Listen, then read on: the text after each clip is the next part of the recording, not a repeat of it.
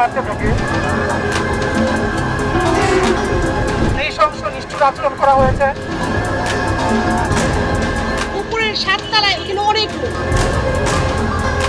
এই সেলগুলোতে খুব আর্লি টাইমে মানুষ ছিল, তাহলে এখানে আমরা তাজা খাবার পাই। ইসলামকে শেষ করে দেওয়ার জন্য এদের একটা বিশাল ভূমিকা ছিল।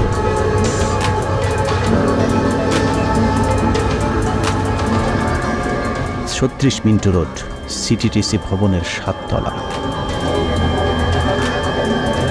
গেল ৮ বছরে এই তলাতে কত নিরীহ নিষ্পাপ মানুষের জীবন তছনছ হয়ে গিয়েছে তার কোনো হিসেব নেই। বিভিন্ন লোককে ইনজেকশন দিয়েও গুম করে রেখে পা উপর দিকে টানিয়ে নিচ দিকে পিটাইতো। আমার ভাইদেরকে জুলুম করা হয়েছে, অত্যাচার করা হয়েছে। এই যে লোকটা সচল লোক ছিল, আজকে হাঁটতে পারে নাই। এটা হচ্ছে 7 তলার সেল, এখানে রাখা হতো, নিচতলার সেলে রাখা হতো, তারপরে 5 তলাতেও ছিল। তাদের কি এরকম কোনো সেল রাখার অধিকার আছে কিনা আইনত?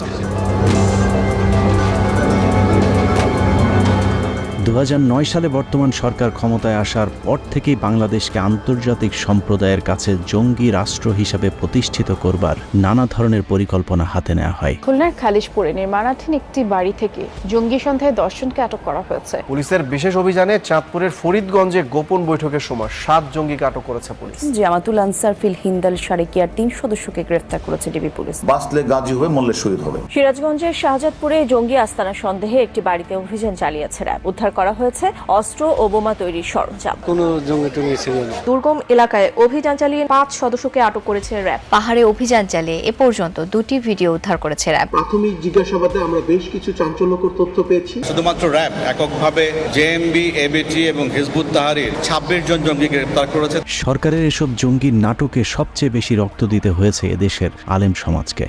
মাদ্রাসা ছাড়াও স্কুল, কলেজ, বিশ্ববিদ্যালয়ে যেসব শিক্ষার্থীরা কিছুটা ধার্মিক তাদেরকে টার্গেট করে জঙ্গি হিসেবে মিডিয়া ট্রায়াল দেওয়া হতো। আলেমদেরকে শেষ করে দেওয়ার জন্য এদেশ থেকে ছাত্রকে তুলে আইনে এনে এখানে ভয়ে রেখে দিচ্ছে। কত নিরীহ ছেলে পেলে ইসলামকে শেষ করে দেওয়ার জন্য এদের একটা বিশাল একটা ভূমিকা ছিল। হিন্দু অফিসাররা আমাদেরকে পাইলে যে কি পরিমাণ আক্রোশ দেখাইতো। তদন্তসি নন্দলাল আমাকে লাগাইতে হবে পিছনে, আমার দিকে শুধু ক্যামেরা আর ক্যামেরা। ওই মেয়েটার সাথে আমি বসে আছি, মেয়েটা আমাকে জড়ায় ধরতেছে।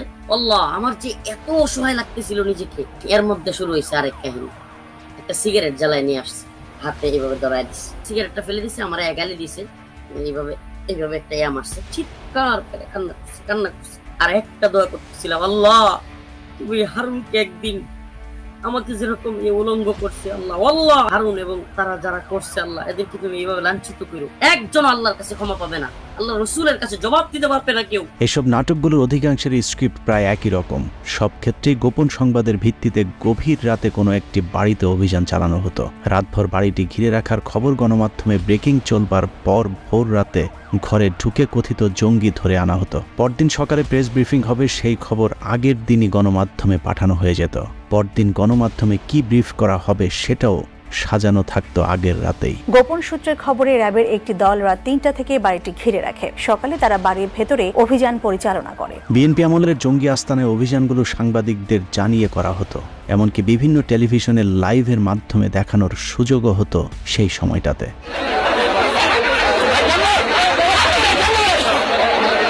কিন্তু আওয়ামী লীগের জঙ্গি অভিযানে আজ পর্যন্ত কোনো সাংবাদিকদের আগে থেকে জানানো হয়নি। বিভিন্ন জঙ্গি আস্তানা ঘিরে রাখার নাটক সাজানো হলেও তার ভেতরে আসলে কি হচ্ছে তা দেখারও সুযোগ হয়নি কোনো সাংবাদিকের। বেশ কিছু জিহাদি বই পেয়েছি, প্রচুর পরিমাণ বিস্ফোরক, যার ভিতরে রেডি আইডি সহ সেগুলো রয়েছে। এ ধরনের নাটক সাজিয়ে গেল 15 বছর আওয়ামী লীগ সরকার কত মানুষকে গুম, খুন আর কত মানুষকে বছরের পর বছর জেলখানায় বন্দী করে রেখেছে তার কোনো হিসেব নেই। আমরা এখানে সিটিটিসির গুম সেল দেখলাম। এই গুম সেলগুলো আরো সংস্থা আছে, এই গুম সেল র্যাবের আছে। সেখানে অনেককেই গুম রাখা হতো, নির্যাতন করা হতো। আমরা সরাসরি এটার ভিকটিম। চোখে কালো কাপড় দিয়ে বেঁধে দেয়, দুই হাত ধরে ওরা পিছন দিক থেকে মারতে থাকে। কারাগারগুলোকে অত্যাচারের সেল বানানো হয়েছে। আওয়ামী লীগের গেল 15 বছরে বাংলাদেশ দাড়ি টুপিওয়ালা মানুষদের জন্য কঠিন হয়ে দাঁড়িয়েছিল। আন্তর্জাতিক সম্প্রদায়ের কাছে এদেশকে জঙ্গি আস্তানা হিসেবে প্রতিষ্ঠিত করতে হাসিনার সরকার নতুন নতুন জঙ্গি নাটক মঞ্চস্থ করতে থাকে। জঙ্গিদের সঙ্গে কোনো আপোষ নাই, মাদকের সঙ্গে কোনো আপোষ নাই, দুর্নীতির সঙ্গে কোনো আপোষ নাই। কাউকে ভয় পাবেন না, আমরা একসঙ্গে কাজ করব, এরা বিদায় হবে, আমরা থাকবো। এরই ধারাবাহিকতায় স্বরাষ্ট্র মন্ত্রণালয় বাংলাদেশ পুলিশকে নিয়ে কাউন্টার টেরোরিজম পুলিশ ব্যুরো নামে একটি বিশেষ ইউনিট গঠনের সুপারিশ করে এবং এর প্রয়োজনীয়তা কতটা ভয়ানক সেটা বোঝানোর জন্য প্রথমেই সাজানো হয় হলি আর্টিজান জঙ্গি হামলার নাটক। সারা দুনিয়ার কাছে বাংলাদেশকে জঙ্গি হিসেবে প্রতিষ্ঠিত করবার পর 2016 সালে 600 জনকে নিয়ে ঢাকা মহানগর পুলিশের নতুন আরেকটি শাখা উদ্বোধন করা হয়, যার নাম রাখা হয় counter terrorism and transnational crime, সংক্ষেপে যাকে বলা হয় সিটিটিসি।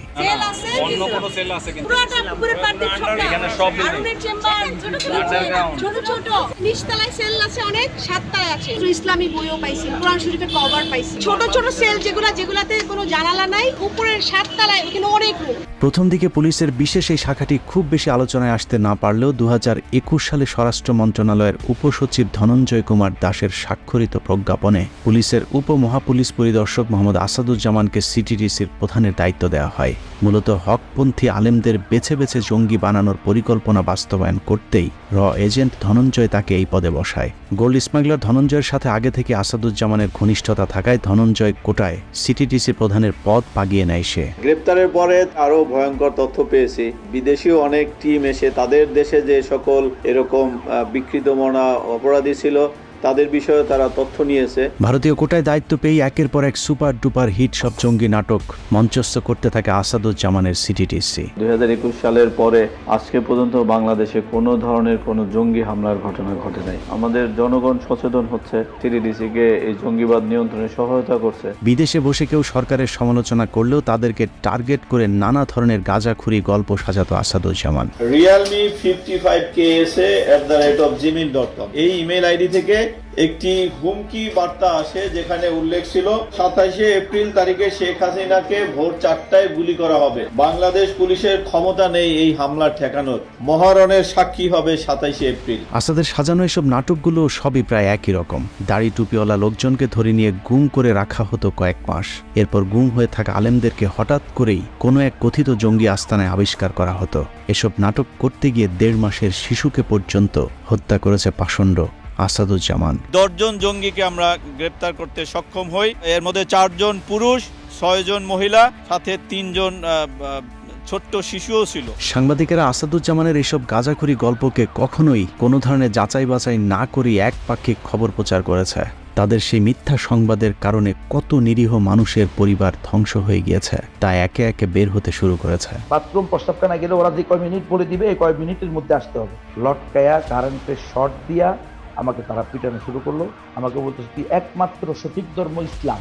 এই কথা কেন বললি? তোকে বলতে হবে সকল ধর্ম সমান, কারণ এটা গণতন্ত্রের দেশ। গণতন্ত্রের দেশে তুই গণতন্ত্র অনুযায়ী চলতে হবে। টুপি দাড়ি নিয়ে দুপুর 12টার সময় টিএনটি কলেজের সামনে, পিচডালা রাস্তার সামনে আমি জঙ্গি এবং নাশকতা করার জন্য একত্রিত হয়েছি। এটা হলো এজাহারে লিখেছে এবং এটা নাটক সাজিয়েছে। এরপরে স্বীকারোক্তির অবস্থা দেখেন, ম্যাজিস্ট্রেট বলতেছে সত্য কথা বলবেন, মিথ্যা কথা বলবেন না। জি ঠিক আছে স্যার, মিথ্যা কথা বলবো না, সত্য কথা বলবো। তো আমাকে জিজ্ঞাসা করছে আপনাকে কবে গ্রেফতার করেছে। স্যাররা বলে দিয়েছে যে গতকালকে অ্যারেস্ট করেছে। আসলে কবে করেছে? তো আমি বললাম আসলে 3 মাস আগে করেছে। কোথায় থেকে অ্যারেস্ট করেছে?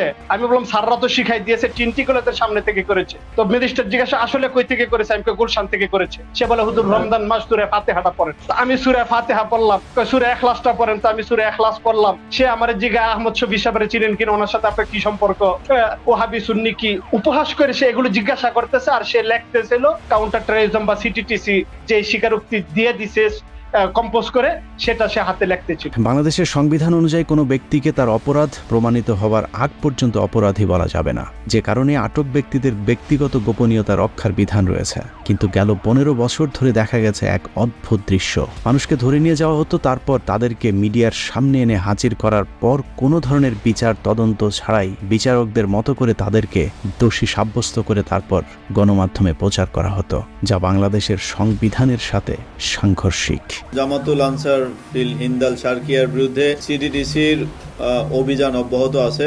এই সংগঠনের শীর্ষ পর্যায়ের অনেককেই গ্রেপ্তার করেছি। আগামী দিনের জিহাদ করার জন্য তারা নিজেদেরকে প্রস্তুত করতেছিল এবং তারা ইতিমধ্যেই বেশ কিছু অস্ত্র সংগ্রহ করেছে। আসাদুজ্জামানের সিটিটিসিতে যাদেরকে আটক করা হতো তাদের পরিবারের কাছ থেকে নেওয়া হতো মোটা অঙ্কের টাকা। এসব টাকা পয়সা কালেকশনের দায়িত্ব ছিল আসাদুজ্জামানের স্টেনোগ্রাফার নজরুল ইসলাম প্রামাণিকের হাতে। আসাদুজ্জামানের এই অন্ধকার জগতের সবকিছু নিয়ন্ত্রণ করত নজরুল ইসলাম। পুলিশের একটি সূত্র জানিয়েছে আসাদুজ্জামানের পিয়ন নজরুল ইসলাম প্রামাণিকের ঢাকার উত্তরা মিরপুর আর গ্রামের বাড়ি জামালপুর মিলিয়ে অন্তত 100 কোটি টাকার সম্পত্তি রয়েছে।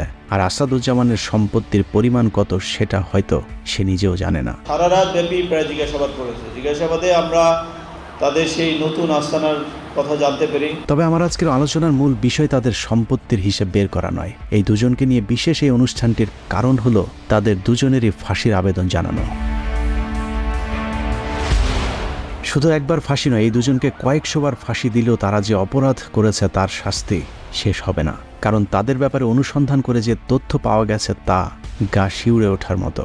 অনুসন্ধানে জানা যায় জুলাই ছাত্রদের উপরে যে গণহত্যা চালানো হয়েছে তার মধ্যে বড় একটি অংশের নেতৃত্ব দিয়েছে সিটিটিসির আসাদুজ্জামান এবং তার স্টেনোগ্রাফার নজরুল ইসলাম প্রামাণিক। এসআই নজরুল ইসলাম প্রামাণিকের নেতৃত্বে 17 জুলাই রাতে সিটিটিসির মোট 5টি গাড়ি বের হয়। এই গাড়িগুলোতে অস্ত্র ভর্তি করে ঢাকা দক্ষিণের প্রতিটি ওয়ার্ডে গিয়ে তালিকাভুক্ত ছাত্রলীগ যুবলীগের কাছে পৌঁছে দেয় নজরুল। আসাদুজ্জামানের নির্দেশে ওই রাতে মোট 350 অস্ত্র সরবরাহ করা হয় বলে জানিয়েছে সূত্রটি। এসব অস্ত্র সরবরাহের মূল উদ্দেশ্য ছিল আন্দোলনকারী ছাত্রদের উপর গুলি চালানো। হাসিনা সরকারকে যে কোনো উপায়ে ক্ষমতায় টিকিয়ে রাখতে যত লাশ প্রয়োজন তত লাশ ফেলার পরিকল্পনা ছিল সিটিটিসির। সূত্রের তথ্য অনুযায়ী 17 জুলাই সারা দেশে ইন্টারনেট বন্ধ করে দেওয়ার সময় থেকে 4 আগস্ট পর্যন্ত আসাদ এবং নজরুলের নেতৃত্বে অন্তত 150 আন্দোলনকারীকে হত্যা করা হয়। 5 আগস্ট শেখ হাসিনা পদত্যাগের আগ মুহূর্তে সর্বোচ্চ বল প্রয়োগ করে ছাত্র জনতাকে হত্যা করে পুলিশ। বিভিন্ন জায়গায় গাড়িতে করে লাশ ফেলে আসার যে দৃশ্য সোশ্যাল মিডিয়াতে দেখা গিয়েছিল সেগুলোরও বেশিরভাগ সিটিটিসি প্রধান আসাদুজ্জামানের নির্দেশে নজরুলই করেছিল। এসব হত্যাকাণ্ডগুলো নির্দিষ্ট কয়েকটি জায়গায় ঘটানো হলেও তারা সেই লাশগুলো বিভিন্ন জায়গায় ছড়িয়ে ছিটিয়ে ফেলে আসছিল, কারণ এসব লাশ দেখে যেন আন্দোলনকারীদের মধ্যে আতঙ্ক ছড়িয়ে পড়ে। আমাদের কাছে সিটিটিসির আসা একটি কথোপকথনে দেখা যায় 5 তারিখ সকালেও তারা দ্রুত সময়ের মধ্যে গুলি করবার জন্য অনুমতি চাইছেন।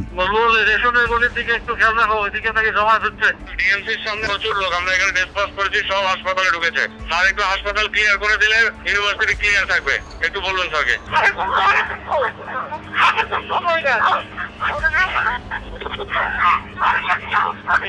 যে কারণে হাইকোর্ট এবং তার আশপাশে কয়েকটি জায়গায় 5 তারিখ সকালেও হত্যাকাণ্ডের ঘটনা ঘটেছে, যেটার সাথেও সিটিটিসি সরাসরি সম্পৃক্ত।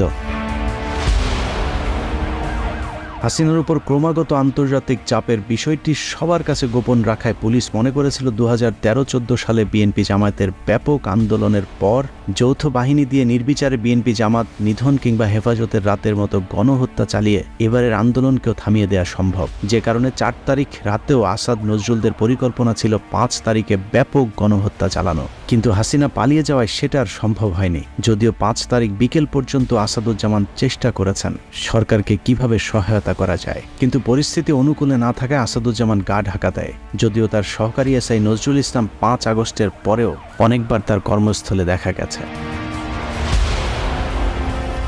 সিটিটিসির নৃশংসই বর্বরতম গণহত্যার খবরে বর্তমান আইজিপি থেকে শুরু করে ডিএমপি কমিশনার সকলেই হতবাক। যে কারণেই গেল 19 তারিখে সিটিটিসির প্রধান আসাদুজ্জামানকে চাকরি থেকে অব্যাহতি দেওয়া হয়, কিন্তু এসআই নজরুল ইসলামের ব্যাপারে এখনো কোনো সিদ্ধান্ত নেওয়া হয়নি।